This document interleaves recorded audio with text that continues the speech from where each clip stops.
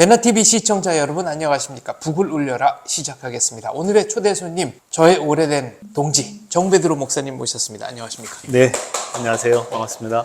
저랑은 이 길을 같이 걸으신 지 꽤 오래됐는데 첫 출연이십니다. 아, 그렇게 되네요. 네, 그동안 수없이 제가 요청을 했음에도 불구하고 여러 가지 사정 때문에 못 나오셨죠. 네, 죄송하게 됐습니다. 반갑습니다. 사모님께서는 출연을 해주셨습니다. 네, 옆에서 봤는데 정말 퀄리티가 높고 저도 언제 불러주실까 했는데 언제 불러주셔서. 네, 북한 인권에 헌신하고 계시는 탈북민 이한별 소장님. 최근에는 공직을 맡으셨다고 해야 되나요? 저희 국가인권위원회 이제 비상임위원으로 최연소 그리고 탈북민 최초로 위원으로 열심히 하고 있습니다. 네, 그야말로 남북 통합을 이제 가정에서부터 실천하고 계신 거네요. 정말 저희들은 뭐 24시간 통일과 북한 그리고 그 주변에서 살고 있습니다. 예전에 이제 중국 대사관 앞에서 네. 강제 북송 반대 시위를 할 때 그 시위를 정말 최전선에서 이끄셨던 그 기억 아주 생생합니다. 그때가 2012년, 지금부터 12년 전 2012년 2월 14일이라고 기억합니다. 30여 명의 탈북자들이 강제 북송, 그 위기에 처해져 있는 소식을 듣고, 지금도 저희 NGO들은 힘이 없습니다만 당시에 정말 이 사실을 어떻게 알리고 막아야 될까. 작년에 600여 명의 대량 북송 사태에 버금가는 2023년에 600여 10월달 네. 항저우 아시안게임 네. 후에 그 당시 12년 전에도 저희들은 충격적인 대량 북송 사태인데, 그때에 이제 NGO로서는 저희들이 참 무기는 뭐냐면 언론이잖아. 근데 언론도 누가 뭐 제 얼굴 봐준 것도 아니고, 그리고 어떤 리더십이나 어떤 구도가 따라줘야 되는데, 당시에 이제 황우여 당대표님이셨던 것 같고요. 그 다음에 박선영 의원님께서 이제 그 당시 자유선진당. 자유선진당이었지만 가장 또 이 부분에 대해서 소명을 가지고 계셨던 분인데, 그 당시에 그래서 이제 국회 인권 포럼을 중심으로 한 긴급 회의를 갖고, 그리고 이 부분을 적극적으로 국회 차원에서도 알리고 막아서야 되겠다 라고 했고, 박선영 의원께서 당장 우리 중국 대사관 앞에서 시위와 캠페인을 가자고 그분이 직접 나서 주셨기 때문에 언론에서도 많이 나오고, 저희가 장장 6개월에서 9개월 동안을 주야로 효자동 중국 대사관 앞에서 죽고 살기로 했죠. 그때 박선영 의원이 단식하시다가 쓰러지신 적도 있습니다. 그렇습니다. 단식 12일간을 하셨고, 또 이해람 박사, 그리고 한국의 북한인권 저명하신 분들, 서경석 목사님을 비롯해서 많은 분들이 단식하시다가 쓰러지기도 하셨고, 참 그때를 생각하면 지금 아쉬워요. 어떤 점이 아쉬우세요? 첫째는 북한 인권 하면 정말 뭐 정치적이든 시민사회의 어떤 자기 단체 유익이든 하나의 목적을 가지면 뛰어들어야 되거든요. 모든 걸 내던질 정도로. 근데 그 당시만 해도 시민사회와 어떤 정치권에서도 굉장히 좀 적극적이었던 것 같아요. 아주 환경은 열악했지만. 근데 지금 상황은 상당히 이런 부분에 대해서 열의가 없는 것 같고, 뛰어드는 사람들이 그렇게 많지는 않은 것 같고요. 운동의 어떤 카파시티, 어떤 역량이 상당히 참 떨어져 있는. 그러나 이제 국제사회에서는 굉장히 이제 이 북한 인권에 대해서 집중도가 높아졌거든요. 국제사회에서는 벌써 이제 2012년도에 우리가 중국 대사관 앞에서 강제 북송 중단 시위를 주야로 하고, 또 우리 차인표 그런 연예인이랄지 크로싱 주현으로 그렇죠. 영화도 그런 만들었고요. 분들도 나서서 정말 나서야 된다고 캠페인하고, 그 다음에 그 유명한 팝 가수도 있어요. 디리디리디리 바빌라 무슨 노래 부르는 거. 저는 갑자기 생각이 안 나는데. 보니엠이라는 보니엠이 직접 와서 와서 네. 정말 그분이 조금 약간 그것 때문에 불이익을 당한 것도 있었어요. 제가 듣기로. 근데 러시아 갔다가 공연 마치고 와서 그냥 이거 정말 심각하다고 했을 정도로. 그래서 그때 그러한 상황이 국내에 알려지고 세상에 무슨 통일운동이나 어떤 이슈화가 되긴 됐는데, 제가 봤던 것은 시민들의, 우리 국민들의 모습이었어요. 우리 국민들이, 이건 보수 진보 운동이 아니거든요. 우리 동포가 북송되어지면은 굶어 죽고 맞아 죽고 강간당하고 영아 낙태당하고 정말 정치범 정소 간다라고 하는 그 소식이 그때부터 이제 막 폭발적으로, 물론 그 전에 뭐 강철환 대표를 비롯해서 90년대 중반에 온 네. 탈북자들의 증언이 있었고 그것이 쌓이면서 또 이제 우리가 그때 시즌에 이게 응집이 되니까 국민들이 정말 들고 일어난 거예요. 언론에서도 매일매일 YTN을 비롯해서. 그런데 이게 이제 해외에도 나가게 되고 이게 그러니까 국내 해외적으로 폭발적이 있었고 당시 마침 2012년도 2월 달에 이제 북한인권 시민연합을 중심으로 탈북자 증언들을 통해서 유엔 인권 최고대표 네비 필레이가 탈북자의 증언을 듣고 국제사회와 언론은 이대로 있어서는 안 된다라고 하면서 뭔가 유엔 인권 최고대표에서도 움직이고 하는 찰나에 이제 우리 한국에서는 이 강제 북송 사태의 캠페인이 폭발적으로 일어났고 국내에서도 언론이 보도되니까 당시에 이제 서경석 박선영 대표님을 비롯해 가지고 제가 국민 이제 서명 운동을 받아 가지고 강제 북송 반대 서명 운동 하는데 엄청난 그 각 한국 교회와 성도들이 서명을 해 주셨고 제 기억에 남는 것은 멀리 지방에서 고생한다고 막 떡을 현장에 탈북자들 혹시 뭐 단식하시지는 않더라도 먹을 거라도 챙겨가지고 막 떡도 가져오고 막 통일 항아리를 만들어 오고 그래서 정말 강제 북송이 중지되는 그런 뭔가 조짐이 보이지 않나라는 그런 희망을 가지고 그때 열심히 했던 게 기억이 남고 그리고 그 이후에 이제 이 강제 북송의 문제와 북한의 인권 문제가 국내 국제사회에 아주 확산이 되는 계기가 됐었죠.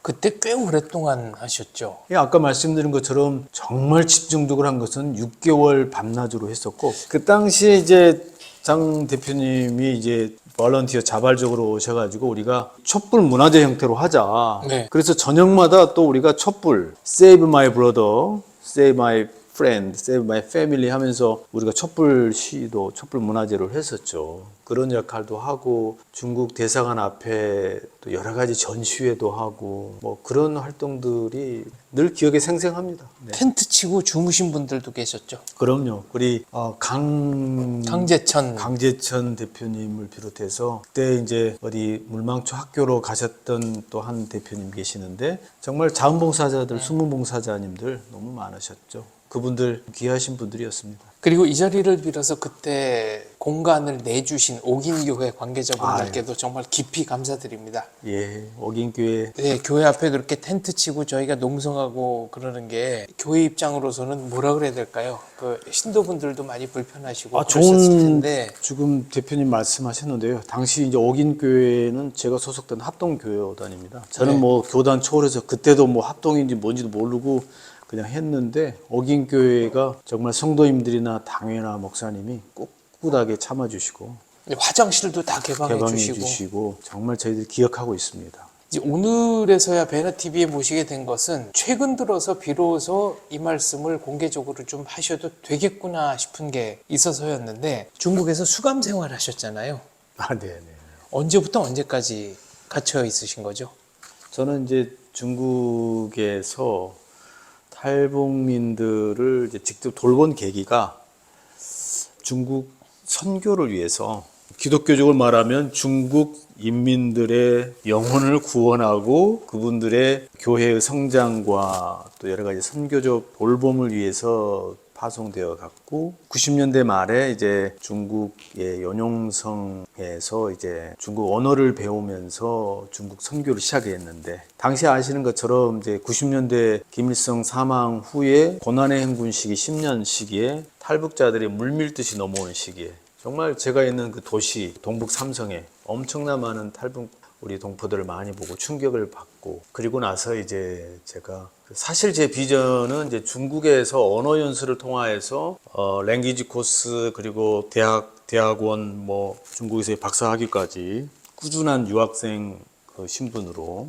공부를 통한 그러니까 가장 안전해요. 학생 신분이 깔끔하고 네. 그런 비전을 가지고 지금도 좀 아쉽지만 그렇게 시작을 했다가 한 2년이 채 안 된 상황에서 대량 탈북민들을 보면서 제 마음 한편에 내가 조금이라도 저분들을 한 명이라도 보호해주고 살릴 수 있다면 좋겠다. 내가 중국에 파견됐지만 내 동족, 내 동포들의 저런 절망과 아픔을 외면할 수가 없다라는 양심, 또 하나님께 기도하면서 그런 기회를 주신다면 제가 저들을 돕겠습니다라고 했을 때 귀한 한 선교사님을 만나서 같이 동역을 하면서 지금도 마찬가지로 중국 현장에서는 그 탈북민들을 3명 이상 이렇게 있게 하면은 좀 사고가 많이 납니다. 특성이 그렇죠. 있습니다. 네. 특성이. 왜냐하면 탈북민들에게는 제가 폄하하는 것이 아니라 북한에서의 그 어떤 체질이 있는가 봐요. 그래서 3명이 모이면 이제 상중하가 나눠져야 되고 그 안에서 서열이 딱 정해지고. 예. 그게 또 편해요, 자기들이. 네. 그게 안 정해지면은 불편해요. 2명만 모여도 그게 정해지는데 3명까지는 또 위험하고 그렇게 또 다투거나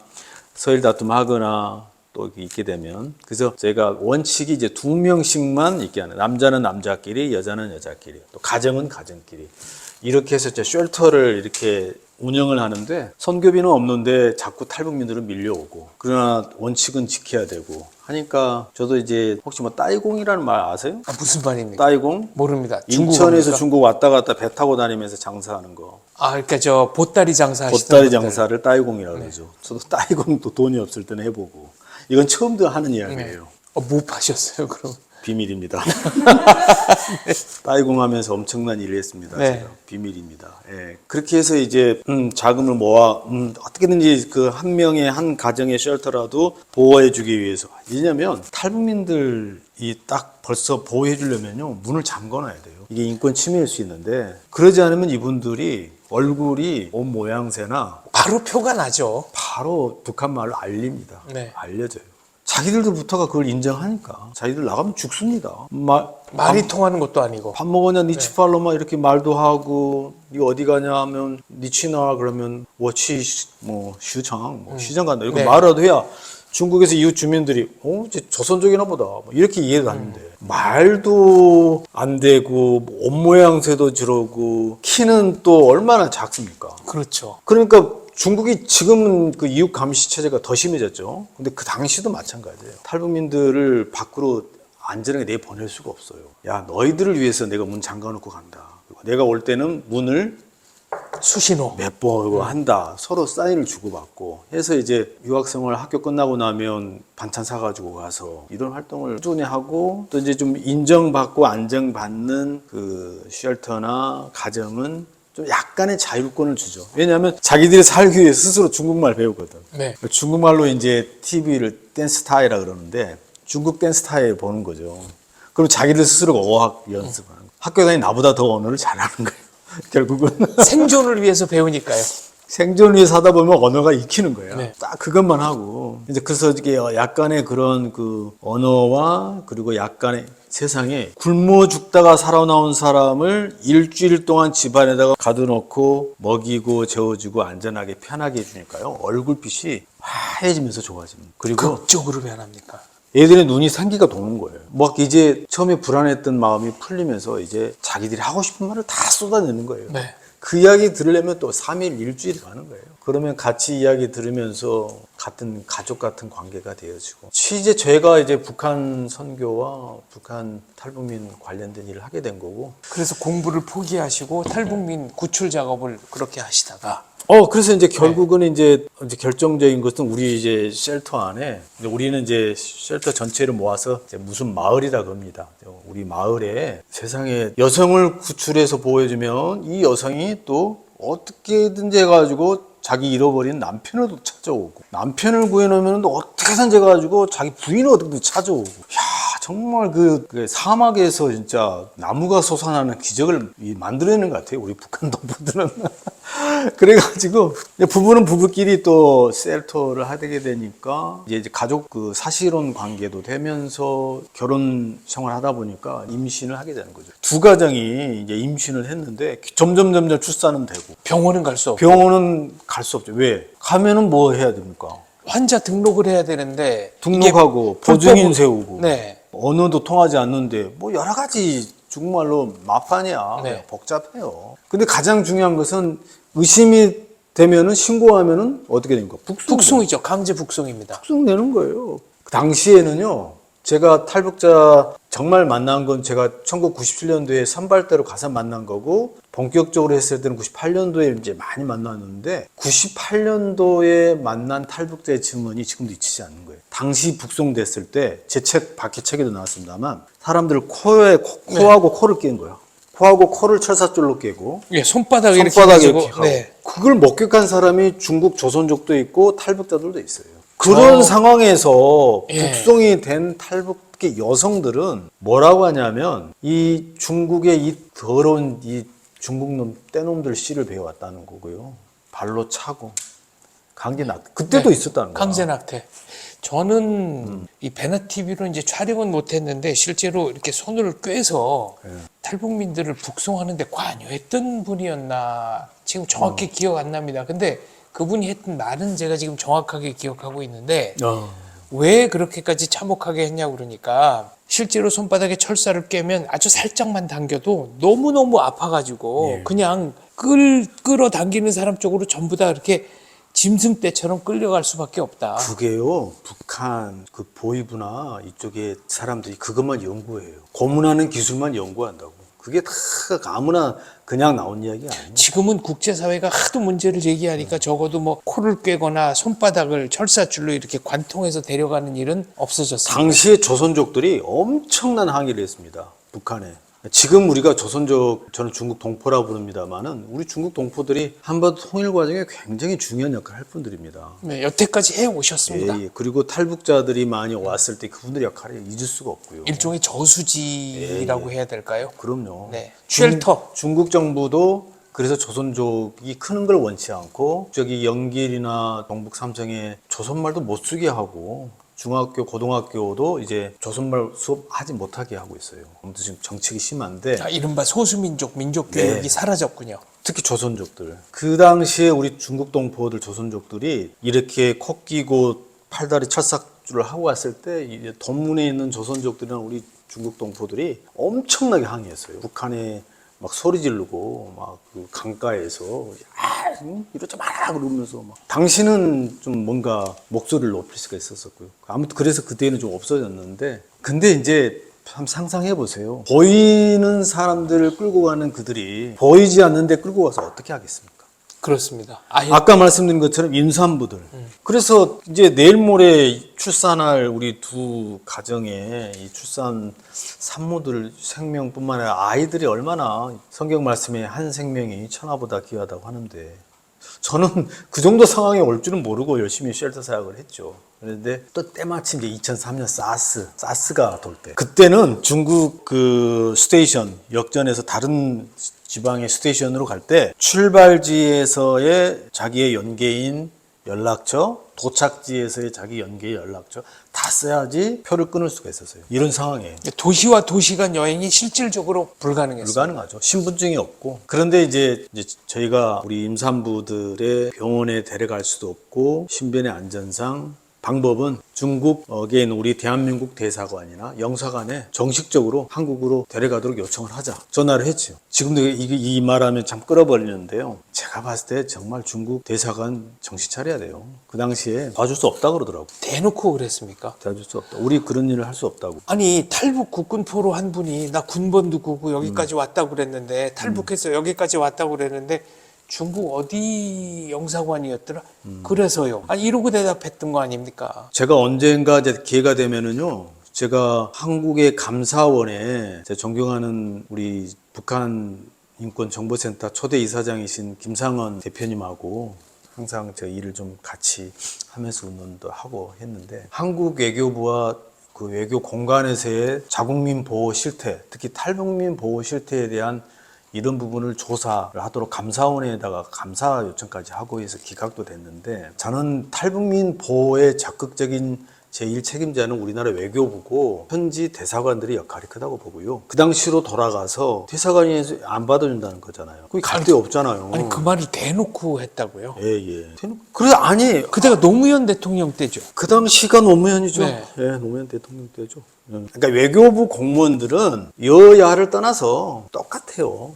스탠드가 똑같아요. 제가 영화 집으로 가는 길 꼭 봐야만 우리나라 외교부 실태 알 수 있다고 하는데 영화 집으로 가는 길 한번 보십시오. 얼마나 외교부가 한심한지. 당시에 이제 그 베이징에 있는 한국 대사관이나 영사관이 도와줄 수 없다라는 거고. 그래서 이제 방법은 하나다. 당시에 이제 2002년 3월 14일인가 대사관 넘어가는 사건, 25명 담 넘어갔던 네. 사건이 있었습니다. 또 제가 기억하면서. 근데 임산부가 담을 못 넘어가잖아요. 그렇죠. 그 담을 넘어갈 수도 없고 사다리 설치할 수도 없고, 왜냐하면 담장도 높아지고 철장 이 가시도 많이 네, 생기고 위에 철망도 있고 예. 사다리 놓는 순간에 공안들이 몰려오니까요. 예. 그래서 그때 국제학교 또 들어가고 담을 넘어간 예. 사례도 있었고 뭐 몇 가지 문화원도 가고 네. 뭐 여러 나라의 대사관. 아니 창피하지 않습니까?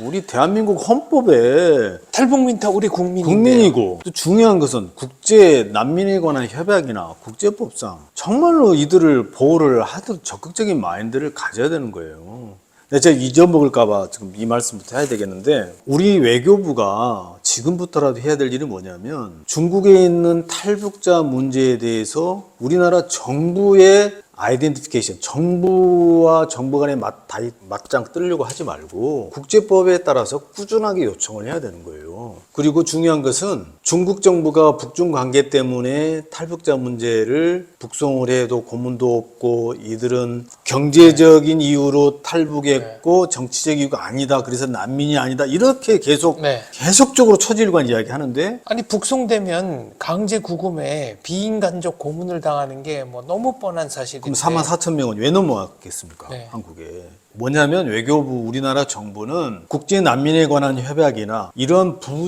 원칙을 가지고, 특히 이제 우리가 활용해야 할 툴, 이 도구가 뭐냐면 UN 난민 기구가 있지 않습니까? UNHCR.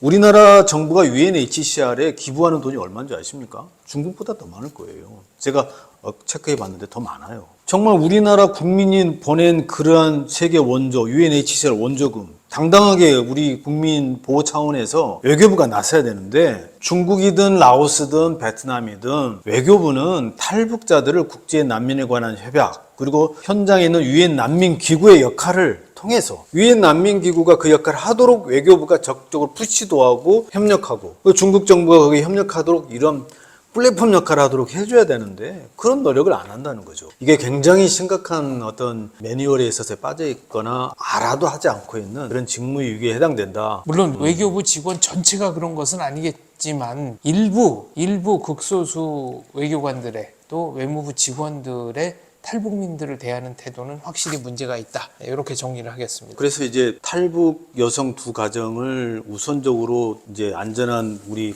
공간에 들어가기 위해서는 차라리 신분증을 정식적으로 만들어서 들어가자. 그래서 이제 여기 방송에서는 제가 잘 말씀 못 드리겠고요. 그분들을 위한 신분증을 잘 저희가 구해가지고 그 무사히 두 임산부 여성을 보내 진입시켜가지고 우리나라 영사관에 들어간 지 일주일 만에 딸을 낳았습니다. 딸을 낳아가지고 그 딸 아이가 지금 현재 대학교 올해 어디 교육대학 가는데요. 교육대학 2학년이 됐습니다. 한 여성은 한국에 온 지 한 달 만에 아들을 낳았고요. 네, 지금 이제 신분증 얘기를 하셨는데, 중국에서 가장 비싸게 거래되는 물건 중에 하나가 젊은 나이에 사망한 여성들의 신분증이다라는 얘기를 들은 적이 있습니다. 예. 근데 지금 기억나는 게, 그 두 여성들이 이제 신분증을 가지고 우리나라 영사관 게이트를 들어가는데 가장, 근데 그것도 떨리는 거야. 그렇죠. 근데 이제 이분이 신분증을 가지고 들어가는데 떨리니까 계속적으로 당신 절대 떨 필요 없다. 당당한 대한민국 국민이고, 그 공안이 서 있는 곳 게이트에 서 있거든. 보여주고, 또 안쪽에 들어가면 또 공안이 서 있고, 들어가야 우리나라 이제 영사들이 나오는 거니까. 두 개의 관문을 통과해야 되는데, 그 전에는 어떤 줄 아세요? 막 탈북자들이 떼거지로 막 몰려서 막 돌격 앞으로 해가지고 막 뛰어들어가고, 고춧가루를 막 뿌려버려가지고 막 들어가기도 하고, 별의별 방법이 다 있었는데, 이분들은 그런 소식을 듣고 있기 때문에 얼마나 떨리겠어요. 근데 전혀 그러지 마라. 우리나라 당당한 신분증 가지고 들어간다.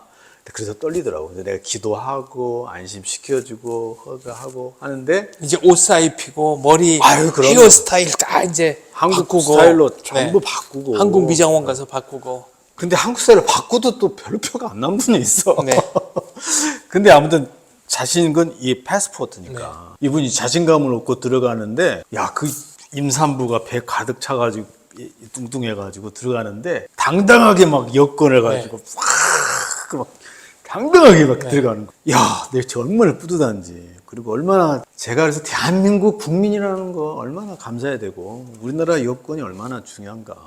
그런 걸 느끼면서 그분들 무사히 이제 들어갔고, 이제 무사히 임산부를 구출하고 나니까 이제 남은 이제 꽃제비 애들 다른 분들도 그런 방식으로 좀 구출을 더 하고 싶어가지고 좀 이렇게 진행하다가 이게 좀 꼬리가 길면 잡혀진다고 해서 공안에 이제 함정수사라기보다는 그 중국 공안이 탈북자들 지금도 마찬가지예요. 탈북민들을 자기들의 스파이로 삼아서 탈북자 구출 루트를 이제 발각하려고 하거든요. 끈앞풀을 심어놓죠.